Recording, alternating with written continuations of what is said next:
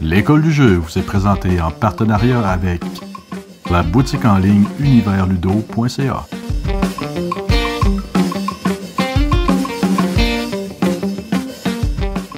Bonjour et bienvenue à l'école du jeu, mon nom est Sylvain et je vous présente aujourd'hui le déballage de Dwarfs Winter.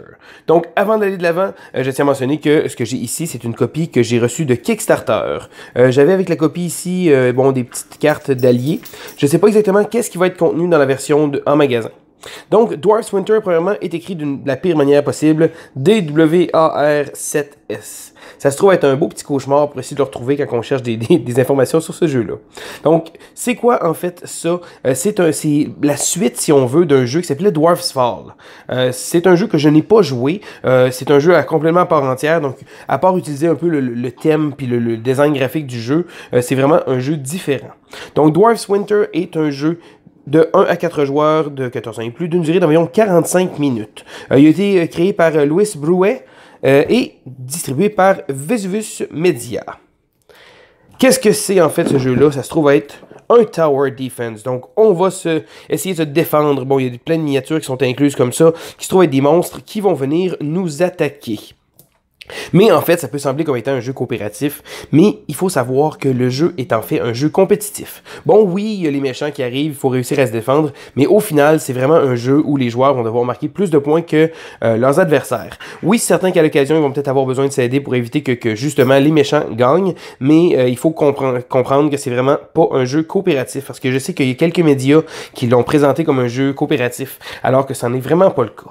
Mais on va aller voir à l'intérieur qu'est-ce que le jeu contient, parce que j'ai bien hâte de voir ça. Donc, premièrement, il y a un design graphique assez particulier, donc des petits dessins très très légers. Moi, personnellement, je trouve ça vraiment joli. Comme je dis, j'ai pas joué au premier, mais je l'avais déjà vu. Et on va regarder qu'est-ce qui se cache sous la boîte. Donc, ici, le livret de règles. Je l'ai feuilleté en ligne, donc j'ai pas vu la version finale encore. Donc, des beaux gros exemples.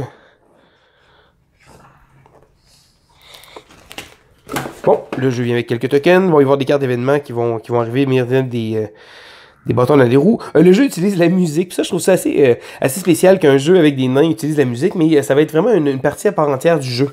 Donc, on va voir le plateau ici. On va l'ouvrir. Donc, un beau plateau de jeu. Et voilà. Donc, comme j'expliquais, bon, la musique va venir jouer parce que de temps en temps, on va pouvoir activer des instruments de musique.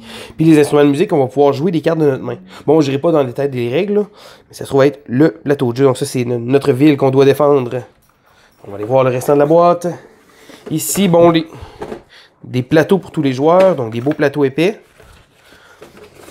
Ici, comme ça, qui va servir pour les différentes choses qu'on va avoir. Ensuite, il y a des cartes. Comme j'expliquais, le design graphique est assez spécial, assez simpliste, assez mignon quand même. Je trouve que ça donne vraiment un beau petit cachet au jeu. Ça ressemble, on dirait, à un jeu qui se prend pas trop au sérieux. Voici les personnages. Différentes cartes. Et, oh! Le jeu vient avec un paquet de méchants et un paquet de petits nains.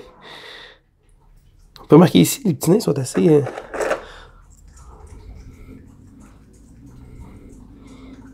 Avec une hache. Ils ont tout... Oh, wow! Ils ont vraiment tous des petits modèles différents en plus. C'est une belle petite touche des fois. Donc, il y en a un paquet, des bonnes poignées.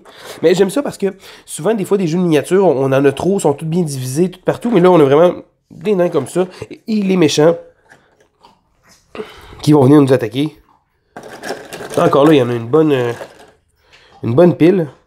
Les belles grosses miniatures sont... C'est pas les plus détaillés que j'ai vus, mais...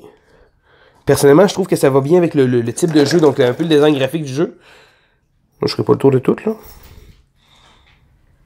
Ils sont très jolis. Mais je dirais que ça prend une bonne partie de la boîte, mais ça se range assez bien, avec l'espace de rangement pour les cartes comme ça. C'est quand même bien. On va regarder vite qu'est-ce que les cartes y ressemblent.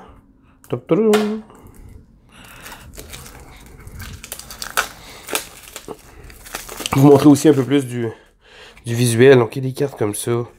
Les petits nains.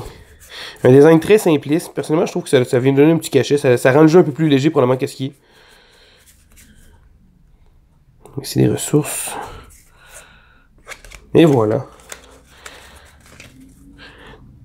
Donc, j'ai pas encore joué au jeu, mais c'est certain que c'est un petit jeu d'une durée d'environ 45 minutes. Personnellement, je trouve que c'est le genre de choses qui peut sortir assez bien. Bon, les miniatures, ça donne un beau petit look. C'est certain que le jeu se prend pas trop au sérieux. Ouais, il vient avec une petite extension ici. Bon. Non, c'est bien. Fait que ça, on dirait que le jeu se prend pas trop au sérieux. C'est Dwarf's Winter, un petit jeu de Tower Defense où on va essayer de défendre le château, en fait, défendre notre ville, mais réussir à gagner le plus de points pour gagner la partie. Donc j'ai bien hâte de l'essayer et j'ai bien hâte de vous le présenter. Donc c'était Sylvain pour l'école du jeu et on se dit à la prochaine.